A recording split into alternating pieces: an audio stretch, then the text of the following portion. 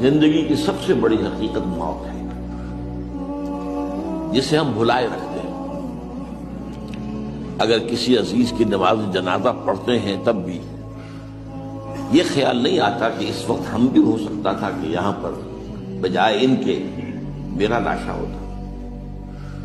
کچھ تھوڑی سی تو ہوتی ہے، قبر میں جب اتارتے ہیں کسی عزیز کو تو کچھ نہ کچھ احساسات کے اندر کچھ حرکت ہوتی ہے، لیکن بس واپس آنے کے بعد پھر آدمی بھول جاتا ہے موت۔ لیکن قرآن مجید نے لفظ یقین استعمال کیا ہے موت کے لیے۔ سورہ حجر کی آخری آیت ہے، حضور سے خطاب کر کے فرمایا وَاعْبُدْ رَبَّكَ حَتَّى يَأْتِيَكَ الْيَقِينُ۔ اے نبی، آپ تو اپنے رب کی بندگی میں لگے رہیے، اس کی اطاعت میں، اس کی فرمانبرداری میں، یہاں تک کہ موت آ جائے۔